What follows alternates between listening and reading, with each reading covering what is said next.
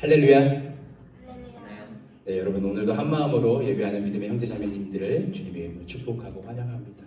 오늘은 주 예수 나의 산 소망이라는 제목으로 우리 함께 말씀을 나누기 원하는데요. 여러분은 혹시 소망이라는 단어를 들으시면 어떠한 이미지가 떠오르시나요? 소망이라는 단어를 들었을 때. 혹은 어떠한 여러분들의 경험들이 생각나십니까? 소망이라는 단어를 들었을 때. 혹시 무언가를 간절히 기대하고 원했던 경험들이 다들 있으신가요? 아마도 여기 있는 대부분의 사람들은 인생을 살아가면서 무언가를 간절히 원하고 기대했던, 바랬던 그러한 경험들이 있으실 것 같습니다. 그렇다면 우리는 그러한 것들을 정말 소망이라고 부를 수 있을까요? 한 가지 더 질문을 드려보겠습니다, 여러분. 여러분 그렇다면 희망은 무엇일까요? 방금 전에 소망이었고요. 희망은 무엇일까요?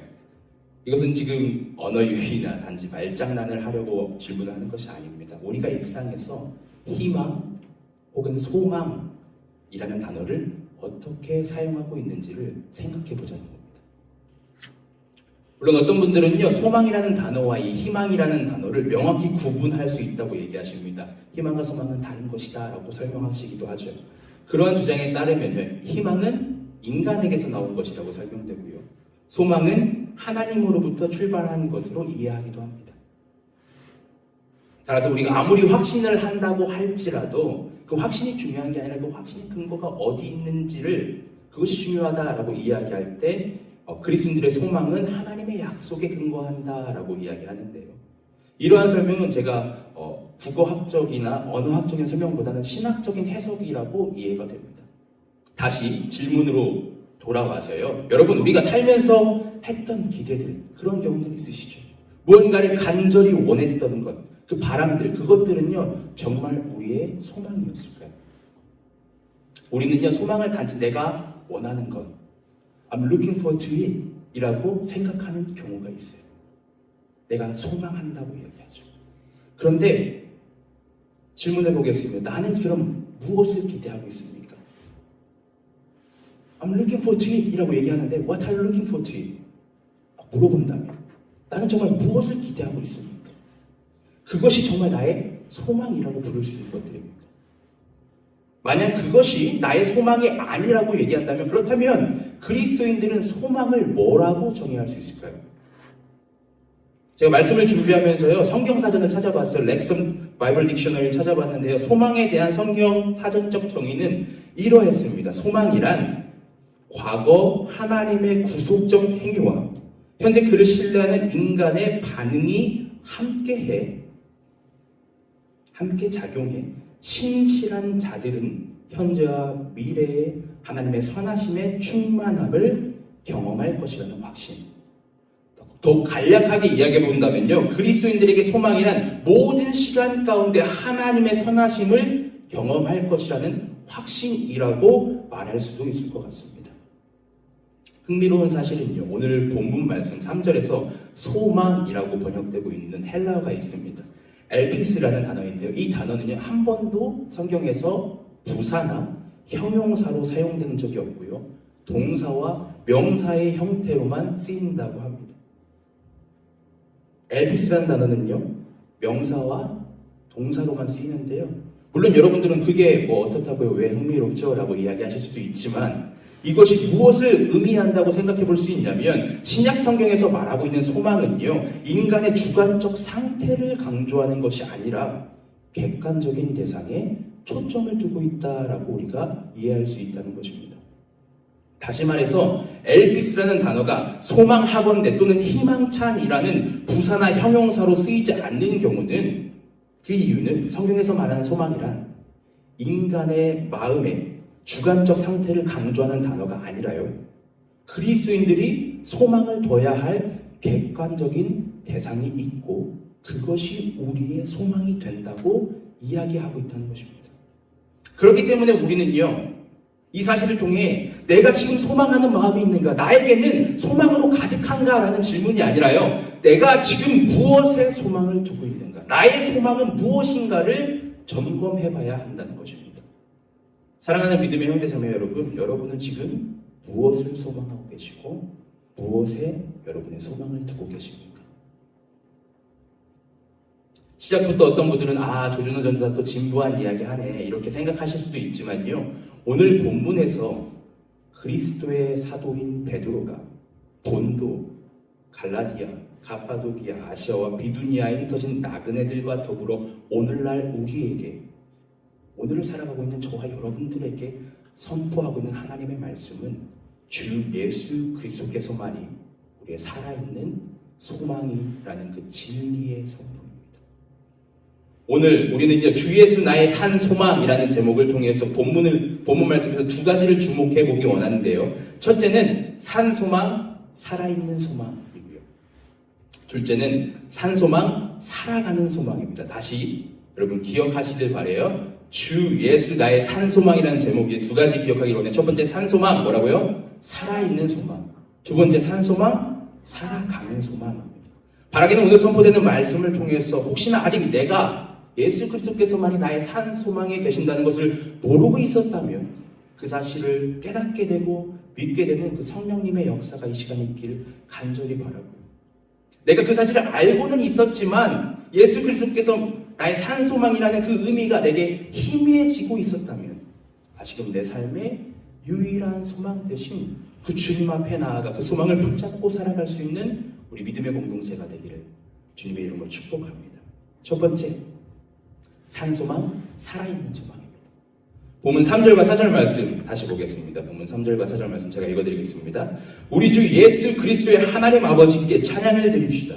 하나님께서는 그 크신 자비로 우리를 새로 태어나게 하셨습니다. 그리하여 그는 죽은 사람들 가운데서 예수 그리스도가 부활하심으로 말미암아 우리로 하여금 산 소망을 갖게 해주셨으며 썩지 않고 더러워지지 않고 나이가 없어지지 않는 유산을 물려받게 하셨습니다. 이 유산은 여러분을 위하여 하늘에 간직되어 있습니다. 오늘 본문 말씀에서요, 이 베드로가 예수 그리스도가 부활하심으로 말미암아 우리에게 산 소망을 갖게 하셨다고 선포하고 있습니다. 그렇다면 베드로는 우리에게 예수님께서 우리에게 소망을 갖게 하셨어 라고 이야기하지 않고 왜 굳이 산 소망을 갖게 하셨다고 이야기하고 있을까요? 여러분 성경에서 소망이라는 단어 많이 보셨죠? 희망이라는 단어도 종종 나옵니다. 근데 왜 앞에 굳이 living hope, 앞에 산 소망이라는 단어를 사용하고 있을까요? 이것과 관련해서는 여러 가지 신학적인 해석들이 있습니다. 저 역시 이 베드로가요, 산 소망이라는 표현을 하는 이유가 다양할 것이라고 생각합니다. 가장 먼저는요, 방금도 얘기했듯이 예수 그리스도께서 부활하셨기 때문에 그 부활하신 주님을 바라볼 때 그것이 살아있는 소망, 산 소망이라고 말할 수 있습니다. 어쩌면 그것이 베드로가 오늘 본문에서 말하고 있는 산 소망을 이야기하는 가장 중요한 이유일 수도 있겠습니다. 그런데 베드로가 본문에서 산 소망을 이야기하는 여러 이유들 중에서 이 시간 제가 여러분들과 함께 주목하고 싶은 것은 산 소망이 있다는 말은 반대로 죽은 소망도 있다는 것을 반증하는 것이 아닐까 싶습니다. 물론 서두에서 이야기했지만요, 신학적인 의미에서 소망이란 모든 시간 가운데 하나님의 선하심을 경험할 것이라는 확신이기 때문에 성경이 말하고 있는 소망은요, 죽은 소망이 될 수 없어요. 산 소망밖에 될 수 없지만 베드로가 당시 자신의 편지를 보내고 있는 이 소아시아 지역에서 살아가는 그리스도인들 중에는 이러한 참된 소망이 아닌 거짓된 소망들, 다시 말해서 죽은 소망을 갖고 살아가는 자들도 있었기 때문에 베드로가 오늘 본문 말씀에서 산 소망이라는 표현을 쓰고 있는 것은 아닐까 생각됩니다.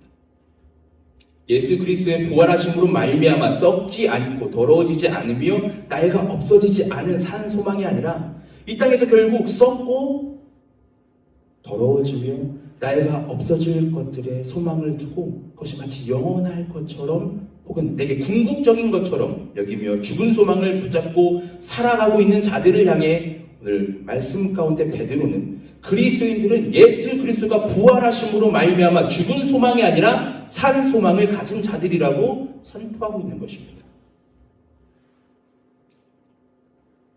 GCC 캠프에 갔을 때 노진진 목사님 설교 중에서 그리스도인들의 믿음을 비유하시는 한 설명이 있었는데요. 그 비유가 저에게는 참 인상이 깊었습니다. 어떠한 비유였냐면요. 사람들이요 살아가면서요 각자 자신의 동아줄을 하나씩 붙들고 있다고 합니다. 근데 자신이 의지하는 동아줄이 있는데요. 하늘에서 갑자기 아주 튼튼해 보이는 동아줄이 하나 내려오는 거예요. 그러면서 음성이 들린다고 가정해봅시다. 이 동아줄을 붙잡아야 살 수 있다.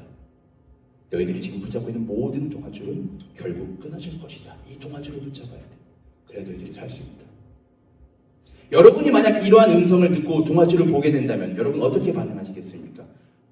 저는 제가 잡고 있는 동아줄을 놓고 그 튼튼한 동아줄을 잡으러 가는 사람이 되고 싶습니다. 그런데 노진주 목사님께서 하셨던 말씀은요. 수많은 그리스도인들이 지금 내가 붙잡고 있는 이 동아줄은 절대 놓지 않으면서 단지 하늘에서 내려온 그 튼튼한 동아줄을 바라보면서 맞습니다. 저 동아줄이 내가 붙잡아야 되는 것입니다. 제가 믿습니다. 라고 말할 뿐이라는 것이었습니다. 마찬가지로 오늘 선포되는 말씀 가운데 우리가 점검해야 될 것은요. 우리가 말로는 예수 그리스도만이 나의 산소망이 되십니다. 라고 말하거나 머리로는 그 사실을 인정할 수도 있지만 결국 썩고 더러워지며 나이가 없어질 것들을 유산으로 받기 원하고 그러한 것들에 나의 모든 것을 집중하면 마치 그것이 내가 붙잡아야 할 소망이라고 스스로를 합리화하며 살고 있지 않은가 말씀을 통해 내 삶을 돌아봐야 한다는 것입니다. 이것은 이 땅에서 우리가 취하는 모든 것들이 불필요하다는 이야기가 아닙니다. 여러분 돈도 필요 없고요. 집도 필요 없고요. 다 포기하고 사셔야 돼요. 예수님만 바라봐야 돼요. 예수님만 소망입니다. 라고 말하는 것이 아니라 오늘 본문에서 베드로를 통해 선포되는 것은요. 소망이 될 수 없는 것에 소망을 두면 안 된다는 의미입니다. 대신 우리로 하여금 산 소망을 갖게 해주신 분, 부활하신 예수 그리스도를 기억하며 예수 그리스도만이 우리의 소망이라고 베드로는 이야기합니다. 사도행전 말씀을 보면요. 성전 앞에서 유대인들에게 붙잡혀서 결국 총독 앞에 섰던 바울이요. 사도행전 24장 15절에서 벨릭스 총독 앞에서 이렇게 얘기해요. 그리고 나는 하나님께 소망을 두고 있는데 자, 또 쭉 보고 곧 그것은 하나님께 소망을 두고 있는데 그 소망이 뭐라고요? 의로운 사람들과 불의한 사람들의 부활이 장차 있으리라는 것입니다. 라고 말하는 모습. 바울이요 하나님께 소망을 두고 있다고 고백하듯이요 우리의 소망이 산 소망이 되는 것은요 우리의 소망을 하나님께 둘 때 오직 예수 그리스도께 둘 때 그것이 죽은 소망이 아니라 산 소망이 될 수 있다는 것입니다. 그렇기 때문에 또한 디모데전서 1장 1절에서 바울은요 자신의 아들과 같던 양아들이라고 표현하는 이 디모데에게 보내는 편지 앞에서 우리의 구주이신 하나님과 우리의 소망이신 그리스도 예수의 명령으로 그리스도 예수의 사도가 된 나 바울이라고 말하며 오직 예수 그리스도만이 나의 소망이 된다고 이야기합니다. 그렇습니다. 그리스도인들은요 이 사실을 기억해야 됩니다. 그리스도인들은요 죽은 소망이 아닌 살아있는 소망을 갖게 된 사람들이고 살아있는 소망은 오직 예수 그리스도뿐이십니다. 우리가 그렇게 믿고 의지하는 그 나의 친구들 내 든든한 동역자들 혹은 내가 정말 자랑스럽게 여기는 나의 커리어 또는 나의 넉넉한 재정 내가 분산 투자한 나의 투자 자산들 심지어 내 가족, 나의 자녀들도 나의 산 소망은 될 수 없습니다.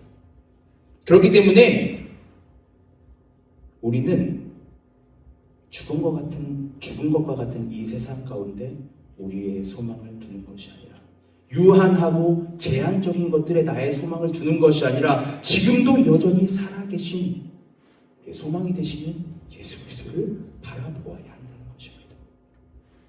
이것이 바로 우리가 산 소망, 살아있는 소망을 갖게 되었다는 의미입니다. 두 번째로 우리가 기억하길 원하는 것은요, 산 소망은 살아가는 소망이라는 것입니다. 먼저 그리스도인들의 소망은요, 죽어있는 소망이 아니라 살아있는 소망이라고 이야기했습니다. 왜냐하면 부활하신 그리스도께서 우리의 살아있는 소망이 되시며 우리가 산 소망을 갖게 하셨기 때문이라고 했죠. 뿐만 아니라 저와 여러분들은요, 우리의 소망 대신 그리스도로 말미암아 살아가는 자들입니다. 그렇다면 여러분, 예수 그리스도께서 우리의 살아가는 소망이 되신다는 것은 우리가 이 땅에 살아가면서 아무런 염려도 걱정도 없이 모든 것을 누리며 마치 동화책에 나오듯이 happily ever after, 편안하게 나의 만족을 누리고 살아가는 것을 의미할까요? 본문 6절에서 7절 말씀 보겠습니다. 본문 6절 7절 말씀을 보면요, 그러므로 여러분이 지금 잠시 동안 여러 가지 시련 속에서 어쩔 수 없이 슬픔을 당하게 되었다 하더라도 기뻐하십시오. 하나님께서는 여러분의 믿음을 단련하셔서 불로 단련하지만 결국 없어지고 마는 금보다 더 귀한 것이 되게 하시며 예수 그리스도께서 나타나실 때 여러분에게 칭찬과 영광과 존귀를 얻게 해주십니다. 라고 베드로는 예수 그리스도의 부활하심으로 말미암아 산 소망을 갖고 있는 그리스도인들에게 여러 가지 시련 속에서 기뻐하라고 권면합니다. 그리고 그러한 시련들은요, 하나님께서 그리스도인들의 믿음을 단련하시는 과정이라고 설명하죠. 그렇습니다. 예수 그리스도께서 우리가 살아가는 소망이 되신다는 것은요, 그리스도인들이 이 땅에 살아가면서 편안하고 자기 만족을 누리면서 고난이 없이 살아갈 수 있게 되었다라는 것을 의미하지 않습니다. 예수 그리스도께서 우리의 산 소망이 되신다는 것은요, 주님만이 우리의 살아있는 소망이며 우리가 살아갈 수 있는 소망이 되신다는 의미입니다. 그렇기 때문에 이사야서 40장 31절 말씀을 보면요, 오직 주님을 소망으로 삼는 사람은 새 힘을 얻으리니 독수리가 날개를 치며 솟아오르듯 올라갈 것이요, 뛰어도 지치지 않으며 걸어도 피곤하지 않을 것이다 라고 이사야 선지자는 선포합니다. 그렇다면 이 말씀은요, 그리스도인들이 초능력자가 돼서 더 이상 지치지도 않고 피곤하지도 않는 무한 체력을 소유하게 되었다는 의미일까요? 아니면 예수님을 소망으로 삼았으니 나는 이제 슈퍼파워를 가지고 절대 쓰러지지 않는다는 의미입니까? 아닙니다. 이 말씀은요, 그리스도인들이 고난을 마주하고 지치며 피곤할 때라도 예수 그리스도께서 우리의 살아가는 소망이 되시기 때문에 예수 그리스도와 동행하며 주님께 공급받는 새 힘을 얻음으로써 그리스도인들은 오늘 내게 주어진 매일의 삶을 살아낼 수 있다는 말씀입니다. 제가 저희 집에 TV가 없어요. 그래서 드라마를 안 본 지 정말 오래됐는데요. 옛날 드라마, 연속극이라고 하나요? 어쨌든 TV를 봤던 기억을 떠올리면요, 자녀를 향한 부모님들의 대사 중에 꼭 이런 말이 있었던 것 같아요. 내가 너 때문에 못 산다, 못 살아. 혹은 내가 너 때문에 산다, 내가 너 때문에 참고 살아. 이런 대사들을 여러분 들어보셨 적 있나요? 집에서 혹시 들어보셨나요? 여러분 혹시 하고 계신가요? 네. 드라마에서 이런 대사가 나오는 경우는요, 보통 부모가 자식에게 엄청난 기대를 걸고 있는데 내가 자식이 부모의 기대를 못 미치는 거예요. 그때 내가 너 때문에 못 산다, 너 때문에 못 살아, 이런 얘기를 하고요. 혹은 부모가 너무 힘든 상황을 마주하고 있는데 자식에게 기대를 걸면서 내가 너 때문에 산다 라고 말을 하기도 합니다. 두 경우 모두 부모는 자식에게 자신의 기대와 희망을 걸고 있는 것입니다. 그들의 소망은 주님께 있지 않은 것 같아요. 그렇다면 그리스도인들은, 저와 여러분들은 우리의 상황, 우리를 압도하는 환경, 그 고난 가운데서 어떠한 말을 해야 될까요? 어떠한 말을 해야 될 것 같아요, 여러분? 아무 말 하지 않으시군가요? 네, 맞습니다. 내가 주 때문에 산다, 주님 때문에 살아 라고 고백해야 할 것입니다. 왜냐하면 그리스도인들에게 예수 그리스도는 나의 삶을 살아가게 하시는 소망이시기 때문입니다. 고난 가운데 내가 마주한 상황을 바라보고 좌절하며 주변의 도움을 아무리 구해도 숨막히는 압박감과 절망 등이 나를 끌어당기는 것 같을 때, 이제 더 이상 내 삶에 아무런 희망이 없는 것과 같을 때, 우리는 나를 살아가게 하시는 산 소망 되신 주님을 바라보며 주님, 제가 주님 때문에 살아갑니다 라고 고백하는 자들이 되길 원합니다. 본문 6절에서요, 베드로가 시련 속에서 어쩔 수 없이 슬픔을 당하게 되었다 하더라도 기뻐하라고 말하고 있는 것은요, 이 베드로라는 사람이 공감 능력이 제로이기 때문에 하는 말이 아니에요. 그리고 여러분이 마주하고 있는 고난이 아무것도 아니고 아무렇지 않기 때문에 기뻐하라고 말하고 있는 것도 아닙니다. 사도행전 말씀을 보시면 아시겠지만 베드로도요, 예수 그리스도를 전하는 것으로 말미암아 옥에 갇히고요, 예루살렘 교회가 핍박받기도 합니다. 그랬던 그가 오늘 본문에서 여러 가지 시련 속에 있는 자들에게 기뻐하라고 말하고 있는 이유는요, 그가 고난을 겪지 않았거나 공감을 못해서가 아니라 우리의 아픔을 아시는 주님께서 우리의 산소망이 되시고 우리와 동행하고 계시기 때문에 뿐만 아니라 주님께서 내가 마주하고 있는 고난보다, 내가 마주하고 있는 고통보다 크신 분이시기 때문에 이야기하는 것입니다. 로마서 12장 12절 말씀을 보면요, 소망을 품고 즐거워하며 환난을 당할 때에 참으며 기도를 꾸준히 하십시오라고 선포되고 있듯이 그리스도인들에게 우리는요, 예수 그리스도 말미암아 소망 가운데 즐거워할 수 있다고 이야기하고 있는 것입니다. 저희 딸이 차일드 케어를 다녀요. 3살인, 이제 곧 3살이 되는데요. 저희 가정이 지난 한 달간 한국에 다녀왔어요. 그래서 다시 딸이 차일드 케어를 가려고 하니까요, 너무 힘들어했습니다. 그럼에도 다시 적응을 해야 되잖아요. 아내도 일을 해야 되고 저도 공부도 하고 일도 해야 되니까.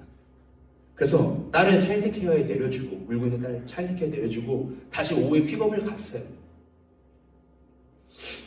갔는데 딸이 마치 차일드 케어를 처음 시작했을 때처럼 정말 많이 울었고, 또 울면서 눈을 너무 많이 비벼서 눈두덩이가 붉게 막 부어 올라가지고 마치 붉은 팬더처럼 저를 기다리고 있는 모습을 제가 보는데 마음이 너무 안타까운 거예요. 그 딸의 모습을 보는데. 그래서 제가 딸한테 물어봤어요. 은서야, 아빠가 아프터눈 티 시간 되면 데리러 온다고 약속했는데 왜 이렇게 많이 울고 힘들어했어? 그러자 저희 딸 은서가 저한테 이렇게 대답했습니다. 아빠가 너무 보고 싶었어. 아빠가 온다는 걸 아는데도 너무 힘들었어. 그리고 슬프면 울 수도 있잖아. 저한테 이렇게 얘기하는 거예요. 제가 맞지, 슬프면 울 수도 있지. 그렇게 한국을 다녀오고 나서요, 2주 동안 딸이 차일드 케어 가면서 끝날 때까지 울고 정말 팬더처럼 눈이 붉게 부어 올라가지고 힘들어하는 모습을 제가 봤어요. 이번 주 지난 화요일 날 제가 노진준 목사님 설교 세미나를 참석하다가 딸을 픽업할 시간이 되어서 양해를 구하고 차일드 케어에 갔습니다. 딸을 픽업하기 위해서. 그날은 딸의 눈이 붉게 안 부어오른 거예요. 지난 2주 동안 차일드 케어 갈 때마다, 그리고 다시 픽업 갈 때마다 딸의 눈이 붉게 팬더처럼 부어오르고 힘들어했는데, 그날은 평소보다 제가 조금 늦게 갔어요. 픽업도 세미나를 참여하다 보니까. 근데 괜찮은 거예요. 그래서 제가 은서에게 물어봤어요. 딸에게 물어봤습니다. 은서야, 오늘은 많이 안 울었네? 어떻게 안 울고 잘 있을 수 있었어? 그랬더니 딸이 저한테 이렇게 대답합니다. 아빠가 아프터눈 티 먹을 때 온다고 했잖아. 그래서 내가 안 울고 기다렸지. 여러분, 물론 저의 이야기가요, 오늘 본문 말씀을 잘 설명하지 못하지만 그리스도인들이 고난 가운데서 버텨낼 수 있는 것, 아니요, 더 나아가서 고난 가운데도 기뻐할 수 있는 것이 이와 같은 것이라고 생각합니다. 때로는 내가 마주하고 있는 시련 가운데 지쳐 쓰러지고 눈두덩이가 붉게 부어올라서 나의 주님이 언제 오실까? 분명 오신다고 약속하셨는데 기다림 가운데 지칠 수도 있고 힘들 수도 있지만 우리의 믿음이 성장하고 성숙해질수록 맞아, 주님이 분명 오신다고 했지. 그러니까 내가 이 자리에서, 내가 지금 있는 이 자리에서 감사하고 기쁨으로 살아내자. 나를 살아가게 하시는 나의 소망 되신 예수 그리스도로 말미암아 기뻐하자라고 고백할 수 있는 것입니다. 그리고 그 주님을 마주할 그날, 사랑하는 누구야?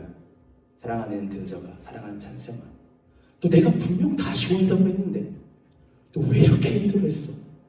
또 왜 붉은 팬더가 됐니? 라는 이야기를 듣는 것이 아니라, 사랑하는 찬성아, 사랑하는 근서가, 너무 쉽지 않았을 텐데, 너무 힘들었을 텐데, 너 그 시간들을 어떻게 잘 쓸 수 있었니? 라고 물어보시는 주님의 음성 가운데 주님께서 분명 다시 오신다고 약속하셨잖아요. 주님께서 나의 소망이시니까 제가 기쁨으로 기다렸죠 라고 말할 수 있는 저와 여러분이 되기를 원합니다. 사랑하는 믿음의 형제 자매 여러분, 우리는 산소망을 갖게 된 자들입니다. 그리고 그 산소망이란 살아있는 소망이며 우리가 살아가는 소망입니다. 혹시 지금 시련과 고난을 마주하고 계신가요? 육체의 질병, 경제적 문제들, 심적 부담감, 자녀 혹은 배우자로 인해서 나의 가정에 발생하는 어려움들. 그리스도인들은요, 이러한 고난이 전혀 없거나 이 고난을 피해가는 자들이 아닙니다. 하지만 분명한 사실은 우리에게는 산 소망이 있기에 이 가운데서도, 이 고난 가운데서도 살아낼 수 있으며 나와 함께 하시는 그 신실한 주님을 의지하기에 시련 속에서도 기뻐할 수 있는 존재가 되었다는 것입니다. 바라기는 오늘 함께 예배한 우리 모두가요, 이 깊은 은혜를 누리고 붙잡으며 살아갈 수 있는 자들이 되기를 원합니다. 우리에게는 산 소망이 있습니다. 그 소망은 살아있으며 여러분을 살아가게 합니다. 그 주님을 바라보는 우리 모두가 되기를 다시 한번 주님의 이름으로 축원합니다.